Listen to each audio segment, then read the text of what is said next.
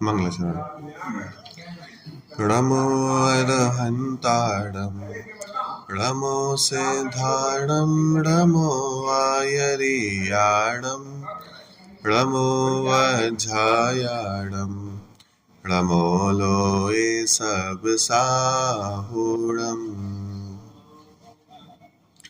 मंगलम भगवान वीरो मंगलम गौतमो गणी मंगलम कुंद कुंदार्यो जैन धर्मोस्तु मंगलम सर्वमंगल मांगल्यम सर्वकल्याणकारकम प्रधानम सर्वधर्माणां जैनम जयतु शासनम। वंदितु सर्वसिद्धे दुभमचल मनोववं गदिं पत्ते वोच्छामि समय पाहुड मेढमो सुध केवली भणिदम्।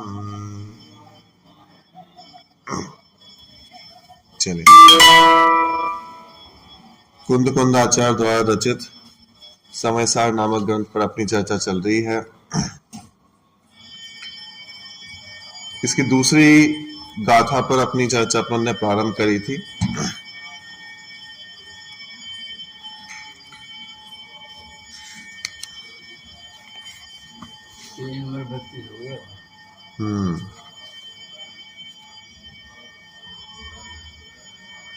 नहीं, 35-36 तक आ गए थे अपन।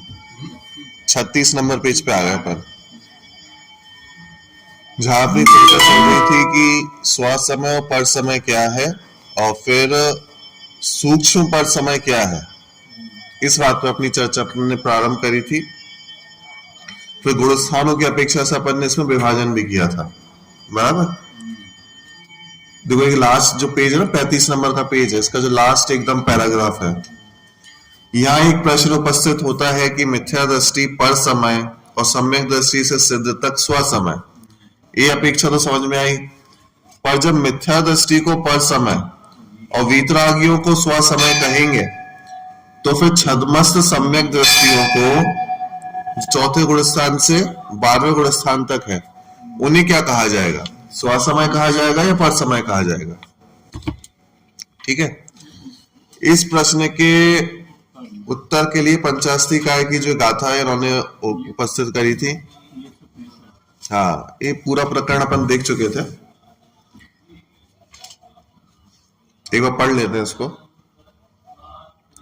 शुद्ध संप्रयोग से दुखों से मोक्ष होता है अज्ञान के कारण। यदि ज्ञानी भी ऐसा माने तो पर समयरत जीव है, ऐसी चर्चा वहां पे आई थी। ठीक है, तो फिर इसकी अर्थ क्या लिया था वहां पे? इसी गाथा की टीका लिखते हुए आचार्य अमृतचंद्र लिखते हैं कि सूक्ष्म पर समय के स्वरूप का कथन है। वे आगे लिखते हैं कि यहाँ सिद्धि के साधनभूत अनंत आदि भगवंतों के प्रति भक्ति भाव से अनुरंजित चित्त वृत्ति ही शुद्ध संप्रयोग है। ठीक है, जब अज्ञान लव के आवेश से यदि ज्ञानवान भी शुद्ध संप्रयोग से मोक्ष होता है, ऐसे अभिप्राय द्वारा खेद प्राप्त करता हुआ उसमें प्रवर्ते, तब तक वह भी राग लव के सद्भाव के कारण पर समयरत कहलाता है।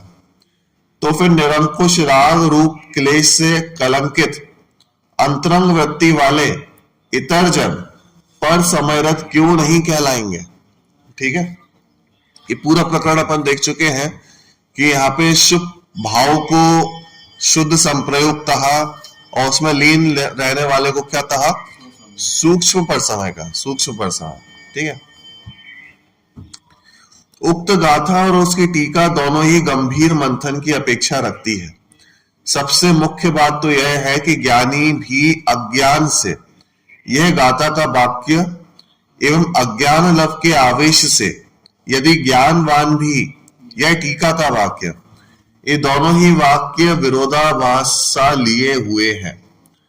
जब कोई व्यक्ति ज्ञानी है तो उसके अज्ञान कैसे हो सकता है? तो ये प्रश्न किया। ठीक है,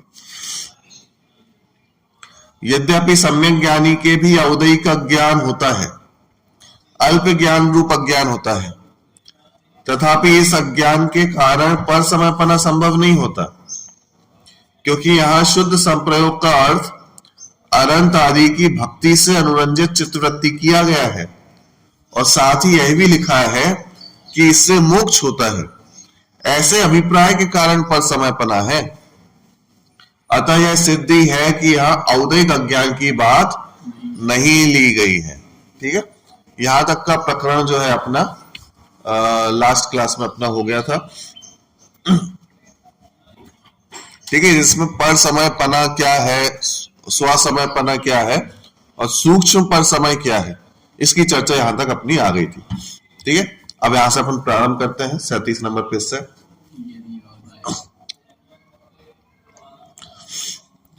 यदि औदैहिक अज्ञान की बात नहीं है और ज्ञानी के छायाविषयक अज्ञान होता ही नहीं है, तो फिर कौन सा अज्ञान लिया गया है यहां पे? ठीक है भाई, यहां मुख्य रूप से तो मिथ्या दृष्टि को ही पर समय बताना है। सम्यक दृष्टि पर समय होता है ऐसा नहीं बतलाना यहां पे। इसी बात पर वजन डालने के लिए यहां यह कहा गया है कि जब अहंत की भक्ति से मुक्ति प्राप्त होती है, इस अभिप्राय वाले भी पर समय कहे जाते हैं, तो फिर विषय कषाय में सुख बुद्धि से निरंकुश प्रवृत्ति करने वाले तो पर समय होंगे ही। हाँ, होंगे ही। मतलब मुख्य रूप से तो हमें यही बतलाना है कि मिथ्या दृष्टि ही पर समय है, सम्यक दृष्टि को पर समय नहीं कहना। तो उसी बात पर वजन डालने के लिए उन्होंने कहा कि भाई ये समझो, जब अरहंत की भक्ति से मुक्ति प्राप्त होती है, अरहंत की भक्ति हमने करी और क्या प्राप्त हो जाएगी? मुक्ति प्राप्त हो जाएगी, स्वर्ग नहीं मुक्ति।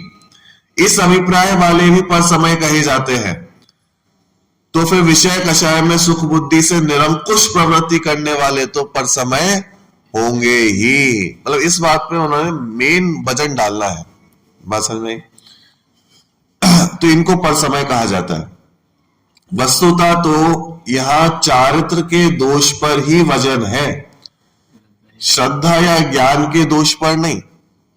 चारित्र का दोष मतलब हो गया हमारी जो परिणाम है, कषाय है, शुभ परिणाम है, इसके दोष पर यहां पर विशेष वजन डाला जा रहा है, श्रद्धान के दोष पे नहीं। ठीक है, हाँ, भले ही अज्ञान शब्द का प्रयोग किया हो, पर साथ ही ज्ञानी शब्द का भी प्रयोग है।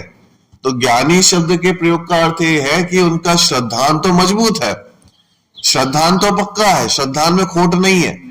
बराबर, खोट है चारित्र के दोष में, क्योंकि चारित्र की पूर्ति तो हुई नहीं अभी। श्रद्धान तो मजबूत है, लेकिन चारित्र में तो कमी है ना अभी।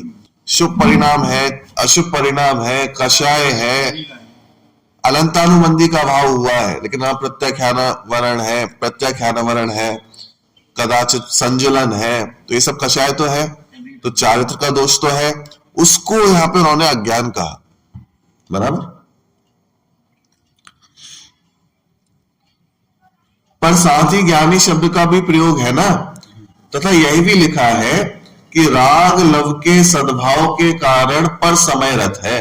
तो वो राग के कारण पर समय रथ है, राग के कारण। और राग किसका भेद होता है? चारित्र का, है ना। तो चारित्र के दोष है, श्रद्धान में दोष नहीं है। यह राग लव के सद्भाव के कारण यह वाक्य विशेष ध्यान देने योग्य है। यही कारण है कि आचार्य अमृत चंद्र को उन्हें पर समय कहने में संकोच का अनुभव हो रहा है। अब सम्यक दृष्टि की बात चल रही है, तो उन्हें पर समय कैसे कह दें? तो बारंबार, क्योंकि पर समय तो सीधे मिथ्या दृष्टि का कथन हो जाएगा और स्व समय सम्यक दृष्टि का कथन हो जाएगा। अभी जो बीच में राग बच रहा है, राग, इनको किसको कहें? तो पर समय कहना चाहते नहीं है, तो उन्होंने एक नए शब्द का प्रयोग किया, सूक्ष्म पर समय। सूक्ष्म पर समय उन्होंने कहा है यहां पे। ठीक है, यही कारण है कि आचार्य अमृत चंद्र को उन्हें पर समय कहने में संकोच का अनुभव हो रहा है। उनका यह संकोच इस रूप में व्यक्त हुआ है कि वे कहते हैं यह सूक्ष्म पर समय का कथन है। सूक्ष्म पर समय कहा, यद्यपि गाथा में ऐसा कोई भेद नहीं किया है, तथापि अमृतचंद्र टीका के आरंभ में ही यह बात लिखते हैं। ठीक है। श्रद्धा के दोष वाले मिथ्या दृष्टि स्थूल पर समय और चारित्र के दोष वाले सराग सम्यक दृष्टि सूक्ष्म पर समय, इस प्रकार का भाव ही इसी गाथा की टीका में आचार्य जयसेन ने व्यक्त किया है। उनके मूल कथन का भाव इस प्रकार है। मतलब यहाँ पे उन्होंने फिर अच्छे से स्पष्ट कर दिया जयसेन आचार्य की टीका के माध्यम से कि जो प्रॉपर मिथ्या दृष्टि है, श्रद्धान का जैसे दोष है, वो तो स्थूल पर समय है, स्थूल मिथ्या दृष्टि है, स्थूल पर समय, मतलब ये तो मूल पर समय है, मोटे मोटे भी दिख जाएंगे। हाँ, ये तो भारी दिख जाएंगे। लेकिन जो सम्यक दृष्टि तो है, लेकिन अभी भी राग है, अभी भी राग शेष है, उनको कषाय है, तो उनको वो इतने पर समय नहीं है, मोटे सब पर समय नहीं है, स्थूल पर समय नहीं है, सूक्ष्म पर समय है। मतलब वो पर समय पना बहुत सूक्ष्म है उनका। बराबर बराबर। तो देखो जैसा आचार्य मूल में क्या लिखते हैं, कोई पुरुष निर्विकार शुद्धात्म भावना लक्षण वाले परमोपेक्षा संयम में स्थित होने में असक्त होता हुआ काम क्रोधादि अशुद्ध परिणामों से बचने के लिए तथा संसार की स्थिति का छेद करने के लिए जब पंच परमेश्वरी का गुणस्तवन करता है, भक्ति करता है, तब सूक्ष्म पर समय रूप परिणमित होता हुआ सराग सम्यक दृष्टि होता है। बस समझ में क्या क्या लिखा, देखो सबसे मेन चीज उन्होंने लिखी कि जब कहां पे टिक नहीं पा रहा है, तो उन्होंने लिखा निर्विकार शुद्धात्म भावना लक्षण वाले परमोपेक्षा संयम में स्थित होने में अशक्त होता हुआ, कि इसका मतलब है अपने में तो टिक नहीं पा रहा है भाई, 24 घंटे अपने में टिक नहीं पा रहा है, तो क्या करे कि बाहर आना पड़ेगा। अब बाहर आएंगे तो क्या होगा, दो चीजें हो सकती हैं, या तो शुभ में जाएगा या अशुभ में जाएगा। तो अशुभ से बचने के लिए देखो, स्थित होने में अशक्त होता हुआ काम क्रोध आदि अशुद्ध परिणामों से बचने के लिए, कि भाई कहीं मैं बाहर आया, यहाँ पे सांसारिक अवस्था में आया और कहीं अशुभ में ना लग जाऊं, काम क्रोध आदि परिणामों में मन ना लग जाए, उसमें उपयोग ना टिक जाए, तो क्या करना है कि उन परिणामों से बचने के लिए क्या करो, संसार की स्थिति का छेद करने के लिए तो अच्छे कार्य करते हैं। पंच परमेश्वरी का गुण स्तवन भक्ति करता है, ठीक है, तब सूक्ष्म पर समय रूप परिणमित होता हुआ सराग सम्यक दृष्टि कहलाता है। सराग सम्यक दृष्टि क्या होता है, सम्यक दृष्टि तो है लेकिन सराग रूप अवस्था है अभी, ठीक है, राग द्वेष है अभी। हाँ, तो जब सम्यक दृष्टि व्यक्ति राग रूप से कार्य है, ठीक है, अनुभव रूप अवस्था नहीं है उसकी, सामान्य अवस्था है, राग द्वेष के परिणाम हो रहे हैं, ठीक है, शुभ परिणाम हो रहे हैं, तब वह व्यक्ति कहलाएगा सराग सम्यक दृष्टि। ठीक है, तो इन सराग सम्यक दृष्टियों को ही उन्होंने कहा सूक्ष्म पर समय। ठीक है, और यदि शुभोपयोग से ही मोक्ष होता है ऐसा एकांत से मानता है, तो स्थूल पर समय रूप परिणाम से स्थूल पर समय होता हुआ अज्ञानी मिथ्या दृष्टि होता है। मतलब देखो, भजन दोनों कर रहे हैं, भक्ति दोनों कर रहे हैं, एक सूक्ष्म पर समय है, एक स्थूल पर समय है। क्यों, कैसे?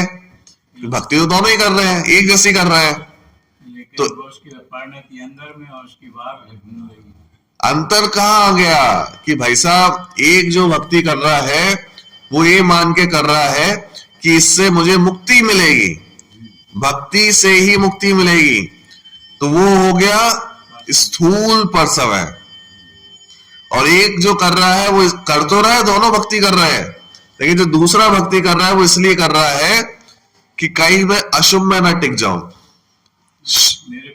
हाँ, अपने में स्थिर हो नहीं पाए तो कदाचित अशुभ में ना टिक जाए, इस कारण से शुभ में रहना चाहता है, इसलिए भक्ति कर रहा है। तो उस व्यक्ति को कहा उन्होंने सूक्ष्म पर समय, बराबर, दोनों को पर समय कहा, लेकिन एक सूक्ष्म पर समय है और एक स्थूल पर समय, बराबर, ठीक है। इसको मोटा मोटा ऐसा कह सकते हैं, जिसके पास चारित्र का दोष है वो तो है सूक्ष्म पर समय, और जिसके पास श्रद्धा का दोष है वो है स्थूल पर समय। बात समझ में आई?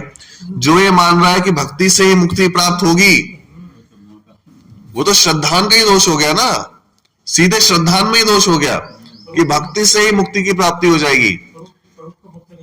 हाँ, शुभ भावों से मुक्ति की प्राप्ति होगी, ये तो सिद्धांत का ही दोष हो गया ना, श्रद्धान का ही दोष हो गया।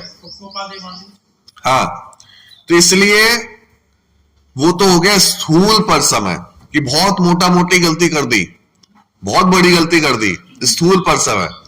और जिसने अशुभ से बचने के लिए शुभ का मार्ग अपनाया तो वो हो गया सूक्ष्म पर समय, क्योंकि ये चारित्रगत दोष है, राग है, शुभ भाव है, ये तो चारित्र की कमजोरी है ना। चारित्र हमारा इतना मजबूत नहीं है कि हम अपने आप में टिक जाए, ये तो चारित्र की गलती है, तो बहुत बड़ी गलती नहीं है। हाँ, तो इसलिए इसने इसको कहा सूक्ष्म पर समय, छोटी गलती है। वास्तव में गलती तो दोनों की है, लेकिन एक बहुत बड़ी गलती है और एक छोटी मोटी गलती है भाई। वो मुक्ति मान दिया है, इसलिए वो मोटी गलती है। हाँ, कोई एग्जाम में बच्चा लिख के आए और एक पूरा आंसर का गलत लिख के आ जाए, दूसरी आंसर लिख के आ जाए, तो बहुत ही बड़ी गलती कर दी, तो भाई पूरी नंबर कट कर दो। और एक छोटा स्पेलिंग की गलती कर दी, छोटी सी कर दी कि चलो ठीक है, छोटी सी गलती है, ज्यादा नंबर नहीं कटे। बात समझ में? तो स्थूल पर समय जो है, जिसको श्रद्धान का दोष है, जो ये मान रहा है भक्ति से ही मुक्ति की प्राप्ति होगी, वो तो है स्थूल पर समय। और जिसने चारित्रगत कमजोरी है, जो अशुभ से बचने के लिए शुभ में प्रवृत्त हुआ है, वो है सूक्ष्म पर समय, ठीक है, चारित्रगत कमजोरी के कारण, ठीक है। उक्त कथन में मिथ्या दृष्टि को स्थूल पर समय और सराग सम्यक दृष्टि को सूक्ष्म पर समय कहा गया है। इससे सहज ही फलित होता है कि वीतराग सम्यक दृष्टि स्वसमय होते हैं। दो प्रकार के सम्यक दृष्टि बतलाए, कौन कौन से? एक वीतराग सम्यक दृष्टि होते हैं और एक सराग सम्यक दृष्टि होते हैं। तो वीतराग सम्यक दृष्टि तो कौन है कि जो पूर्ण प्रकार से वीतरागी हो चुके हैं, वीतरागी हो गए, तो वीतराग सम्यक दृष्टि। और जो अभी सराग भाव में स्थित है, राग द्वेष के भाव में स्थित है, वो सराग सम्यक दृष्टि हो गए, ठीक है। तो अभी अपन ने जो वीतरागता को प्राप्त हो चुके हैं, वो तो पूर्णतः स्वसमय अपने में स्थिर हो गए ना, और उनकी चारित्रगत कमजोरी में नहीं बची, वो सूक्ष्म पर समय भी नहीं है, क्योंकि वो चारित्रगत जो थोड़ी सी कमजोरी थी उसका भी नाश कर दिया उन्होंने, ठीक है। लेकिन जो अभी भी राग भाव में स्थित है, उन्हें अपन कहते हैं सराग सम्यक दृष्टि, ठीक है। तो वो है सराग सम्यक दृष्टि। चलो, पंचास्त्री काय की गाथा 165 से 169 तक 5 गाथाओं में शुभ राग में धर्म बुद्धि का और शुभ राग रूप परिणति का बड़ी ही निर्दयता से निषेध किया गया है। किन दो चीजों का निषेध किया गया है? देखो, पहली तो ये है कि शुभ राग में धर्म बुद्धि, और दूसरी है शुभ राग परिणति का, अपने आप में। तो दोनों में क्या अंतर हो गया? दोनों में श्रद्धा और चारित्र का अंतर हो गया दोनों में, ध्यान से देखना। शुभ राग में धर्म बुद्धि का निषेध, तो ये तो हो गया श्रद्धान की गलती, ये तो इससे तो मिथ्यात्व होगा, इससे तो स्थूल पर समय कहलाएगा, बहुत बड़ी गलती है। शुभ राग में धर्म बुद्धि मान ली है, दिशा ही विपरीत हो गई, बराबर। और दूसरा है शुभ राग रूप परिणति का, तो ये तो सम्यक दृष्टि को भी होगा, ये तो चारित्र की कमजोरी है, ये श्रद्धा की कमजोरी नहीं है, ये चारित्र की कमजोरी है। बात समझ में आई? तो पहली वाली थी श्रद्धा की कमजोरी, दूसरी वाली है चारित्र की कमजोरी। तो ये जो 5 गाथा लिखी गई है ना पंचास्त्रिकाय में, इसमें उन्होंने दोनों का ही निषेध किया, मात्र श्रद्धा की कमजोरी का नहीं, उन्होंने चार्ज की कमजोरी का भी निषेध किया कि भाई ये भी नहीं चलेगा, इसका भी निषेध करना है। तो क्योंकि सूक्ष्म पर समय तो कहला रहे हो ना, स्व समय तो अभी भी नहीं हुए, तो स्व समय बनने के लिए चाहे बड़ी गलती हो चाहे छोटी गलती हो, दोनों का ही निषेध करना है। स्थूल पर समय का भी निषेध करो, सूक्ष्म पर समय का भी करो, तब जाके स्व समय बनेंगे। बात समझ में आई? इसलिए देखो पंचाश्री गाय की 165 से 169 तक 5 गाथाओं में शुभ राग में धर्म बुद्धि का और शुभ राग रूप परिणति का बड़ी ही निर्दयता से निषेध किया गया है। ऐसे जीवों को पर समय कहकर स्व समय की बनने की प्रेरणा दी गई है। बात समझ में आई कि नहीं? और सामान्य निषेध नहीं किया, निर्दयता से निषेध किया गया है कि भाई हमारी तो छोटी सी गलती है, सूक्ष्म पर समय तो है, इसको क्यों इतना भारी कष्ट दे रहे हो, इसको क्यों इतना निर्दयता से निषेध कर रहे हो? कि नहीं भाई, इसको भी निर्दयता से निषेध करना पड़ेगा। क्यों? क्योंकि वो स्व समय बनना है ना। ये छोटी छोटी गलतियों का अगर निषेध नहीं करेंगे तो फिर वो सुधार कैसे आएगा, चारित्र की कमजोरी कैसे दिखेगी? इसलिए उन्होंने दोनों का ही निषेध किया, श्रद्धानगत गलती का भी और चारित्रगत गलती का भी, दोनों का ही निषेध करके अपने में स्थिर होने की वो दी प्रेरणा। स्व समय बनो, स्थूल पर समय का भी त्याग, सूक्ष्म पर समय का भी त्याग। पहले सबसे पहले श्रद्धान सही करो, और श्रद्धान सही करने के पश्चात फिर जो चारित्रगत कमजोरियां हैं, कषाय है, राग उत्पन्न हो रहा है, धीरे धीरे क्रमशः क्रमशः क्रमशः इनका भी निषेध करते चलो। तो स्थूल पर समय का भी निषेध होगा, सूक्ष्म पर समय का भी निषेध होगा, और क्या हो जाएगा कि स्व समय की प्राप्ति हो जाएगी। बराबर, ठीक है। तो ऐसे जीवों को पर समय कहकर स्व समय बनने की प्रेरणा दी गई है। बराबर।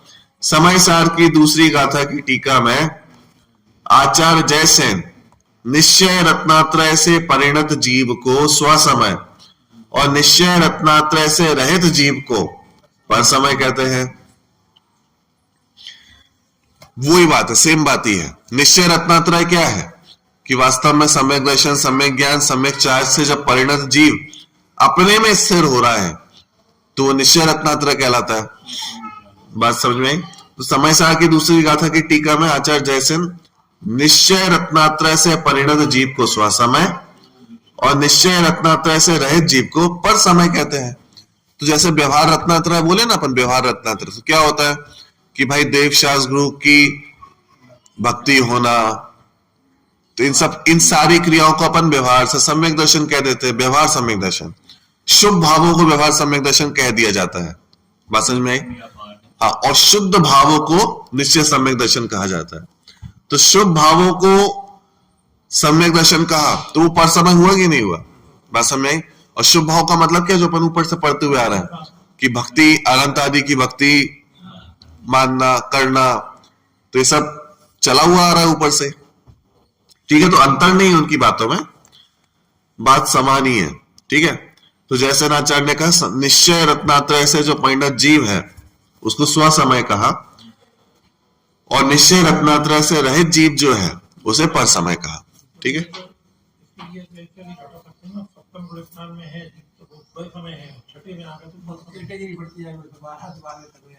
गृहस्थ की बात चल रही है, मतलब इसको सिर्फ मुनिराजों पे नहीं, आप गृहस्थ पे भी लगा सकते हो। अगर अपने स्वरूप को जानने में लगी है तो वो पर समय है, और जानने में नहीं लगे बाहर है तो उसे आप सूक्ष्म पर समय कह सकते हो।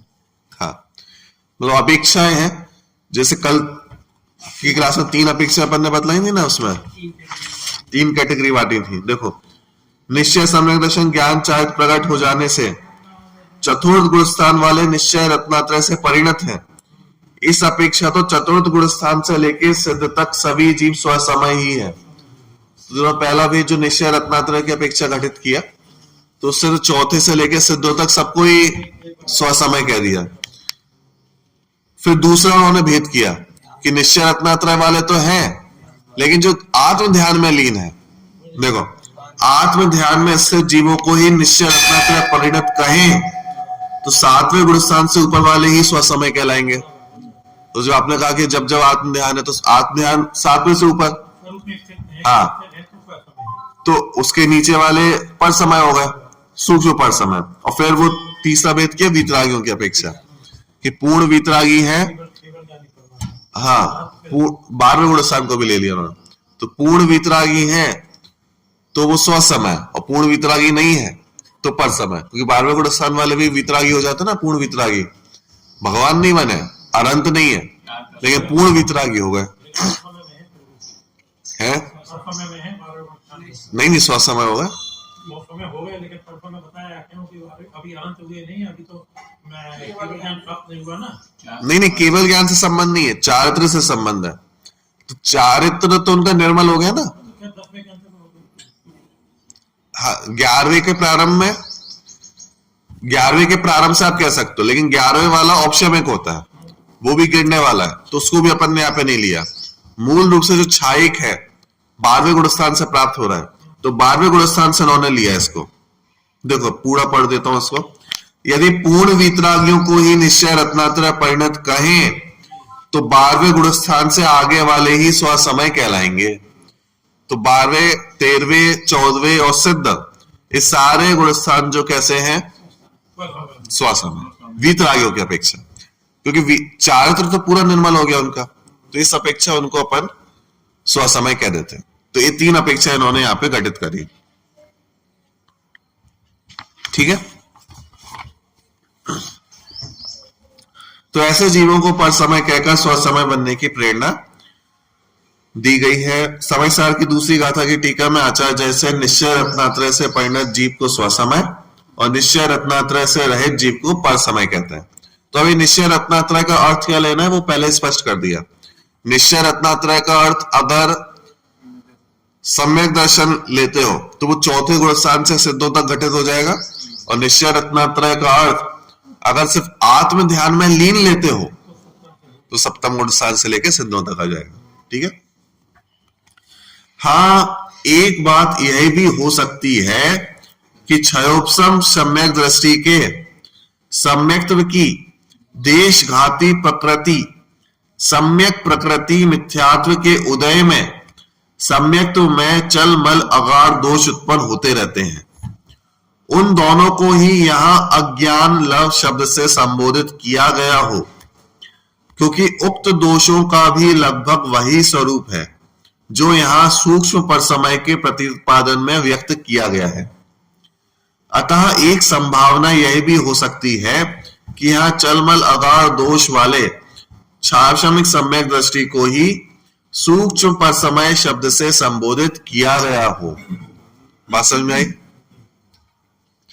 तो छावशमिक सम्यक दृष्टि होता है ना, छावशमिक सम्यक दृष्टि। देखो 3 प्रकार के सम्यक दृष्टि है, औपशमिक सम्यक दृष्टि, छावशमिक सम्यक दृष्टि और छायिक सम्यक दृष्टि। निर्मल कौन कौन से हैं? पूर्णतः निर्मल,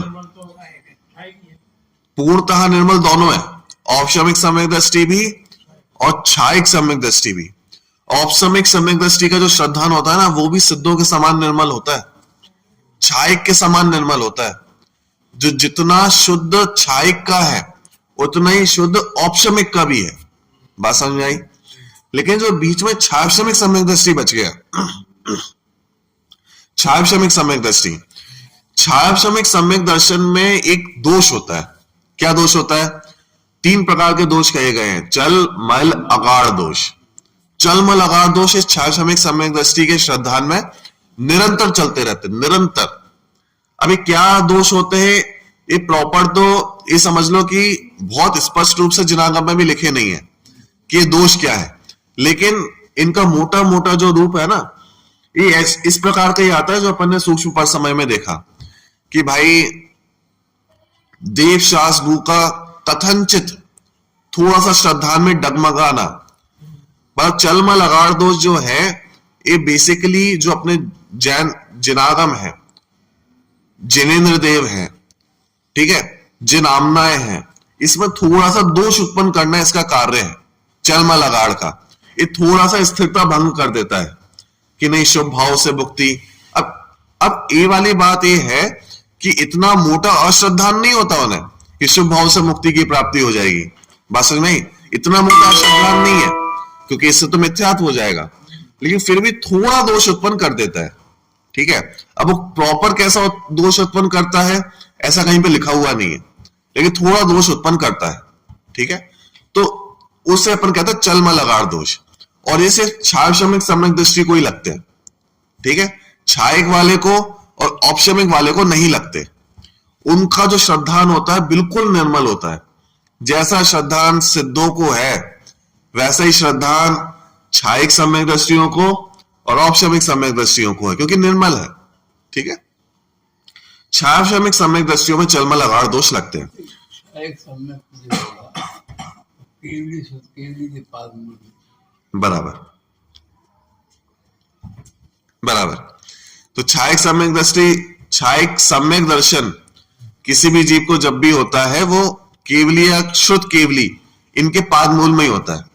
तो छायक सम्यक दर्शन की एक अनिवार्य शर्त है, वो किसी को भी कभी भी नहीं हो जाएगा।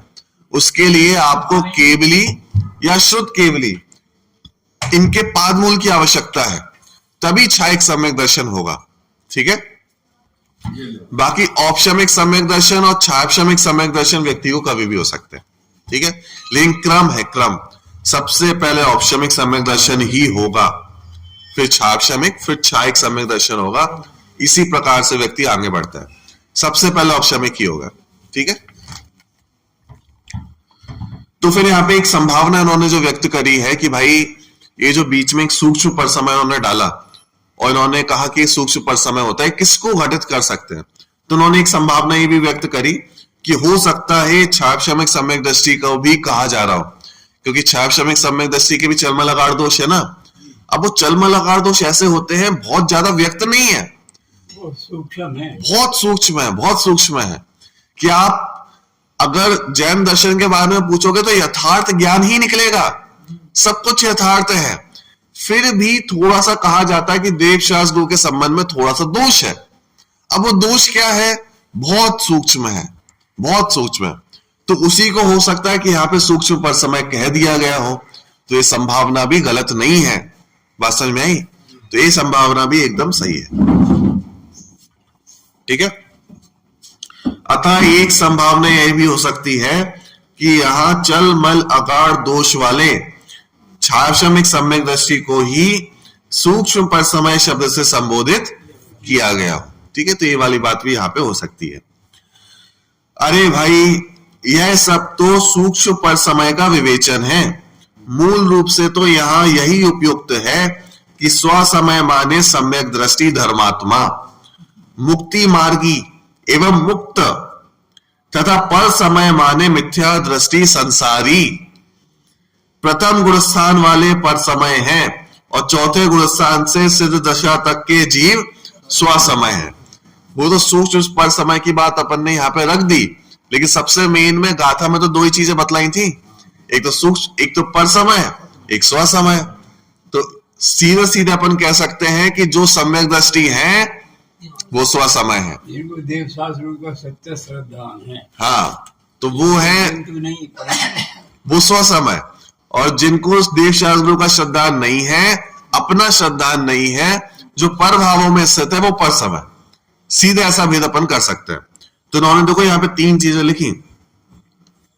स्वसमय माने क्या, सम्यक दृष्टि धर्मात्मा, मुक्ति मार्गी और मुक्त।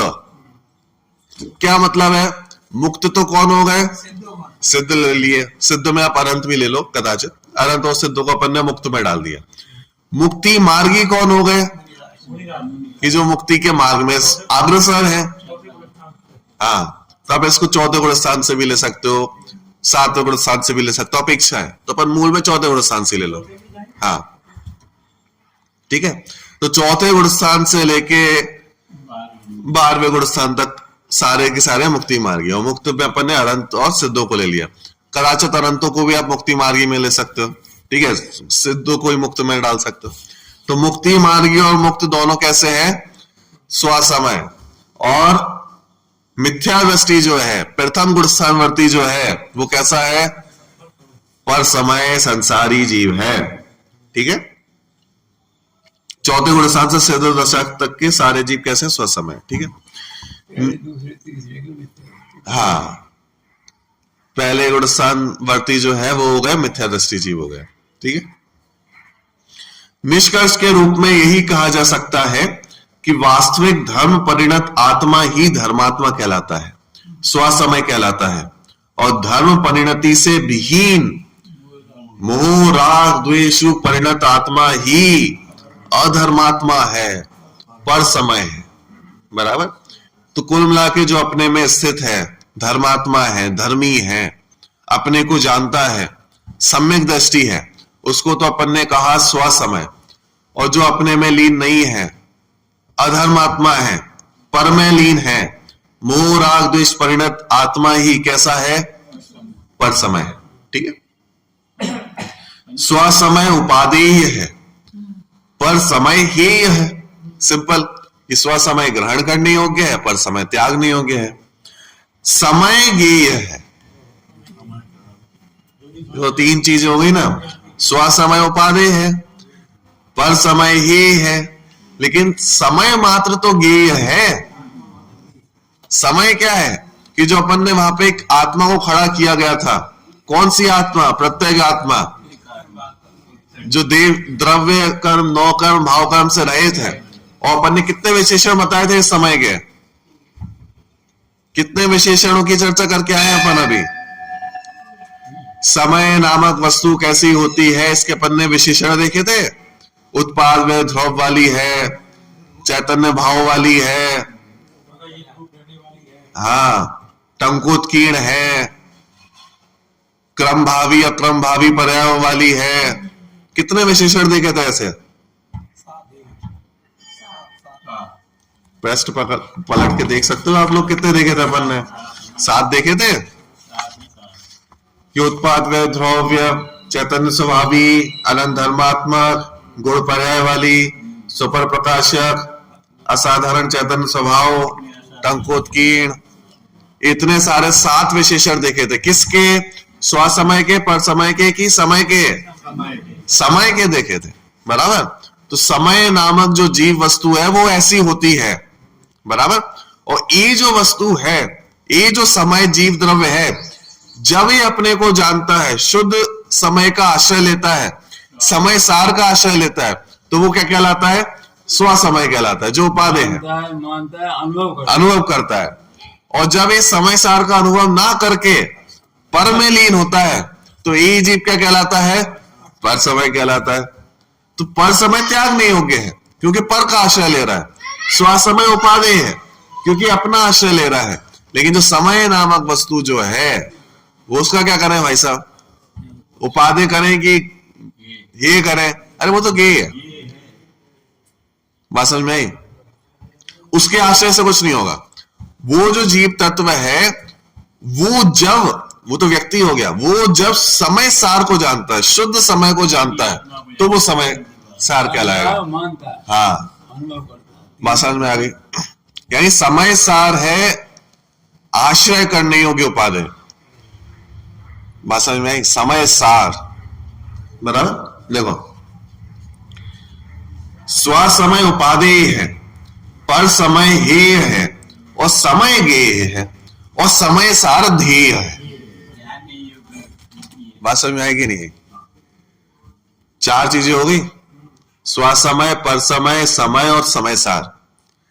तो समय तो ये समझ लो व्यक्ति का नाम हो गया जो अपने आप को ध्याना चाहता है।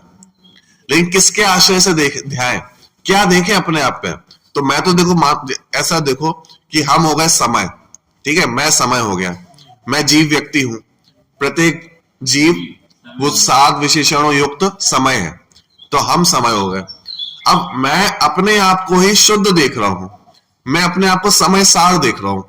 अब देखो, जब हम अपने आप को देख रहे हैं, समय देख रहे हैं, तो प्रमाण रूप देख रहे हैं कि मेरे अंदर पर्याय भी हैं, गुण भी हैं, ठीक है, सब कुछ है, उत्पाद व ध्रुव भी है। तो ये जीव तत्व हो गया, ये समय हो गया। इस समय से ही अपन को समय सार देखना है, इस समय के अंदर ही, तो हम उसमें ध्रुव तत्व देखेंगे। तो जब वो समय सार देखा गया, तो हमारे नाम क्या पड़ जाएगा, स्वसमय पड़ जाएगा। और इस समय सार को ना देखकर जब बाहर की ओर देखा, तो इसी समय का नाम क्या पड़ गया, पर समय पड़ गया। तो बात समझ में आएगी नहीं। तो पर समय तो त्याग नहीं हो गया कि बाहर मत देखो, ही हो गया। स्व समय उपादेय हो गया, ग्रहण करना है तो प्रेरणा दी जा रही है इसको ग्रहण करो। और जो समय नामक वस्तु है उसका कुछ नहीं करना, वो तो जानने योग्य है, ज्ञेय है। लेकिन ये स्व समय प्रकट कैसे होगा कि जब ये समय समय सार का ध्यान करेगा, जब समय सार का ध्येय करेगा। समय सार मतलब कौन, कि कोई तीसरी वस्तु है, बाहर से आने वाली वस्तु है कि नहीं, नहीं, वो समय स्वयं ही समय सार है। तो जब व्यक्ति अपना ही ध्यान करेगा, समय सार को अपनाएगा, ध्येय करेगा, ध्यान करेगा, तो वही स्व समय कहलाएगा। बात समझ में आएगी नहीं आई? क्लियर हो रही है? समय क्या है, समय सार क्या है, स्व समय क्या है, पर समय क्या है, ये चार शब्द बहुत क्लियर होने चाहिए। समय तो एक जीव नामक वस्तु है। जैसे अपन बच्चों को पढ़ाते हो ना कि भाई जीव किसे कहते हैं, जो जानता देखता है सो जीव। तो वो जीव सामान्य तो समय है, सिंपल, इसके आगे पीछे कुछ नहीं। अब इसके आशय से कुछ नहीं होगा। इसको जब अपन शुद्ध देखेंगे, समय सार देखा जाएगा, अशुद्ध वाला पक्ष हटा दो उसमें से, सिर्फ शुद्ध देखा जाएगा। हाँ, द्रव्य कर्म, भाव कर्म, नौ कर्म रूप देखा जाए, उनसे रहित देखा जाएगा, तो वो समय सार कहलाएगा। ठीक है। अब इस समय सार को जब ध्याया जाएगा, ध्यान करेंगे इसका, तो स्व समय हम कहलाएंगे, हमारा नाम पड़ जाएगा स्व समय। और जब इसको नहीं देखेंगे तो पर समय नाम पड़ जाएगा।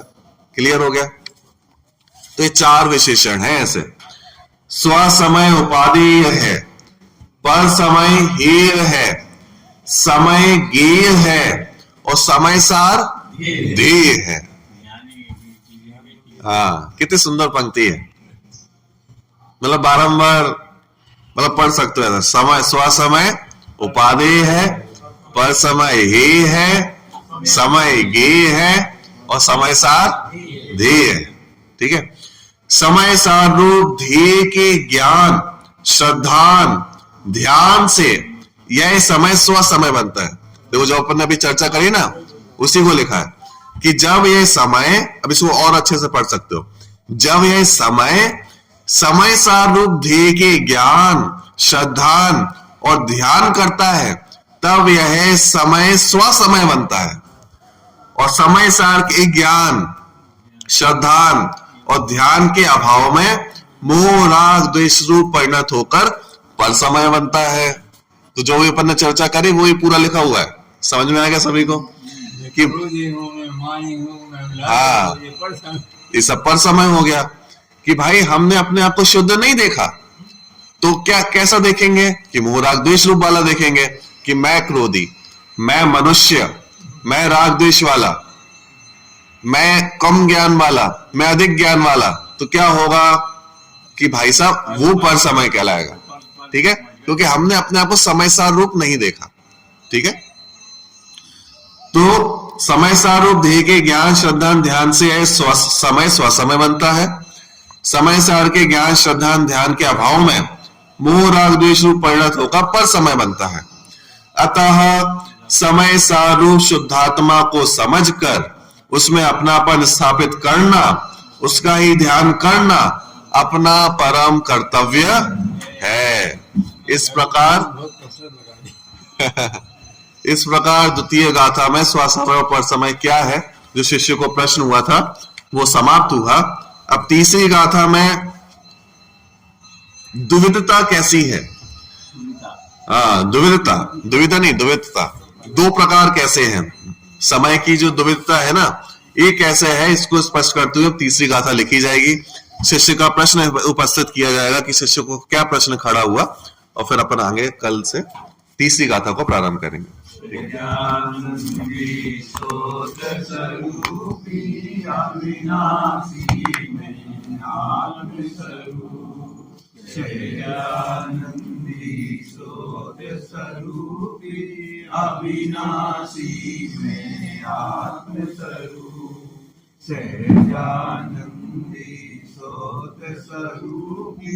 अविनाशी में आत्मस्वरूप। शरण कोई नहीं जग में, शरण बस है पाऊंगा आत्म का, तो शरणा लो नाम का।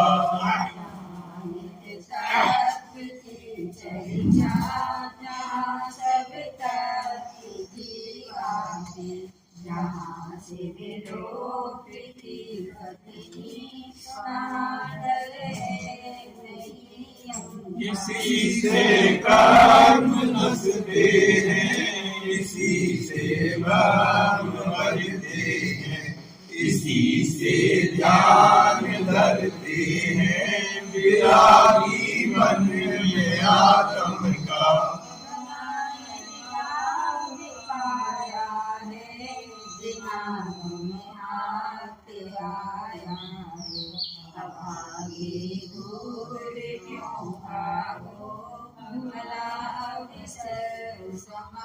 जो करना है तो अब कर लो, बुरे कामों से अब डर लो। कहे मुल्तान सुन भाई, भरोसा है ना एक पल का। ज्ञान के ज्ञान से सूझे लो का लो।